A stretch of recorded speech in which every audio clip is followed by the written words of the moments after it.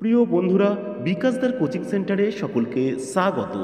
আজ আমি আমার এই ভিডিওর মাধ্যমে কলিকাতা বিশ্ববিদ্যালয়ের পঞ্চম সেমিস্টারের শিক্ষাবিজ্ঞানের গুরুত্বপূর্ণ সাজেশন এবং তার উত্তর নিয়ে আলোচনা করব। বন্ধুরা, ভিডিওটি শুরু থেকে শেষ পর্যন্ত দেখতে থাকো। কারিকুলাম স্টাডিজ বা মূল পাঠ্যক্রম স্টাডিজের ক্ষেত্রে তোমরা এই গুরুত্বপূর্ণ প্রশ্নগুলোকে করলে এখান থেকে তোমরা সমস্ত প্রশ্নই কমন পেয়ে যাবে। যারা অনার্সের স্টুডেন্ট তোমাদের এটা CC10 এবং যারা জেনারেলের স্টুডেন্ট তোমাদের এটা CC7। তবে পঞ্চম সেমিস্টারের ক্ষেত্রে অনার্স এবং জেনারেল দুজনরাই কিন্তু এই প্রশ্নগুলোকে করতে পারবে। তোমাদের আগে সিলেবাসটা দেখে নাও, তারপরে আমরা সাজেশানে চলে যাব যে 10 নম্বর এবং 5 নম্বরের কোন কোন প্রশ্নগুলোকে করলে তোমরা এবছর এই 2025-এর যে ডিসেম্বরে অর্থাৎ জানুয়ারিতে যে পরীক্ষাটা হবে সেখানে তোমরা সমস্ত প্রশ্নই কমন পেয়ে যাবে। আর উত্তরের PDF-এর প্রয়োজন হলে স্ক্রিনে দেওয়া নাম্বারে হোয়াটসঅ্যাপের মাধ্যমে যোগাযোগ করতে পারবে। আমার কোচিং সেন্টারের হোয়াটসঅ্যাপ নাম্বার হলো 9007387901। এখানে দশম থেকে স্নাতক শ্রেণীর বিভিন্ন বিষয়ের উত্তরের PDF পাওয়া যায়। কারিকুলাম ডেভেলপমেন্টে তোমাদের 3টি অধ্যায় রয়েছে, কারিকুলাম ডেভেলপমেন্ট আর কন্টেন্ট সিলেকশন এবং evaluation and reforms of curriculum. এই 3টি টপিকের উপর অর্থাৎ 3টি অধ্যায়ের উপর মোট যে প্রশ্নগুলো হয় 10 নম্বরের সেগুলো এবং 5 নম্বরের যেগুলো হয় সেগুলো বিস্তারিত আলোচনা করব। 2025-এ তোমাদের 10 নম্বরের 3টি প্রশ্ন করতে হবে, 4টি পরে।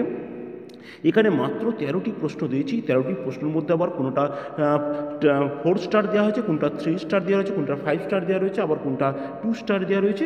যেগুলো যত বেশি স্টার দেওয়া রয়েছে সেই প্রশ্ন তত বেশি গুরুত্বপূর্ণ। আর উত্তরের PDF-এর প্রয়োজন হলে স্ক্রিনে দেওয়া নাম্বারে তোমরা হোয়াটসঅ্যাপের মাধ্যমে যোগাযোগ করতে পারবে। 75 নম্বরের লিখিত পরীক্ষার মধ্যে 3টি 10 নম্বরের প্রশ্ন, 5টি 5 নম্বরের প্রশ্ন এবং 10টি 2 নম্বরের প্রশ্ন করতে হয়। পাঠ্যক্রমের দার্শনিক ভিত্তি আলোচনা করো। পাঠ্যক্রম বলতে কী বোঝো? পাঠ্যক্রমের মনস্তাত্ত্বিক ভিত্তি সংক্ষেপে আলোচনা করো। জ্ঞানভিত্তিক পাঠ্যক্রম এবং কর্মভিত্তিক পাঠ্যক্রমের তুলনা করো, খুবই গুরুত্বপূর্ণ প্রশ্ন।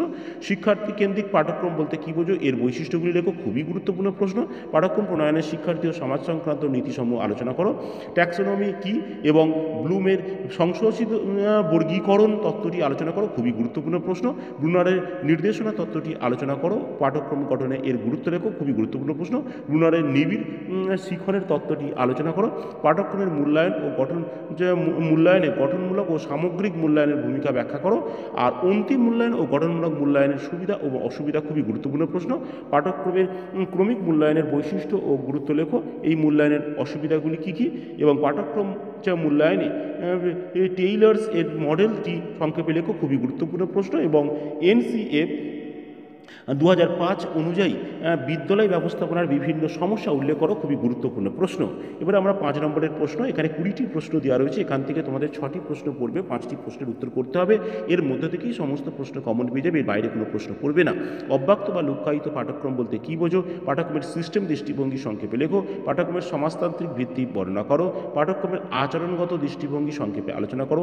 কর্মভিত্তিক পাঠ্যক্রম বলতে কী বোঝো? ইয়ার বৈশিষ্ট্য উল্লেখ করো। ত্রিভাষা সূত্র সম্পর্কে সংক্ষেপে আলোচনা করো। বিষয়কেন্দ্রিক পাঠ্যক্রম বলতে কী বোঝো? এর বৈশিষ্ট্যগুলি উল্লেখ করো।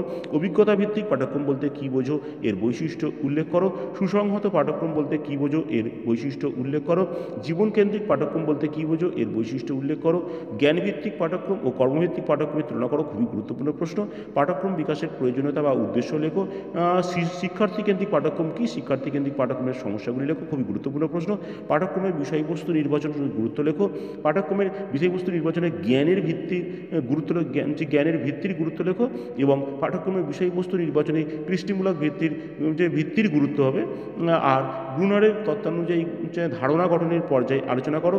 পাঠ্যক্রমের সংস্কার বলতে কী বোঝো? এর উপাদানগুলি আলোচনা করো। পাঠ্যক্রম বলতে কী বোঝো? পাঠ্যক্রমের মূল্যায়ন সম্পর্কে আলোচনা করো। এবং শেষ প্রশ্ন, NCF 2005 অনুযায়ী বিদ্যালয় ব্যবস্থাপনার বিভিন্ন সমস্যাগুলি লেখো। আর 2 নম্বরের প্রশ্নের সাজেশন সহ উত্তর আমি পরবর্তী ভিডিওতে দেবো। আর যাদের উত্তরের PDF-এর প্রয়োজন হবে স্ক্রিনে দেওয়া নাম্বারে হোয়াটসঅ্যাপের মাধ্যমে যোগাযোগ করতে পারবে।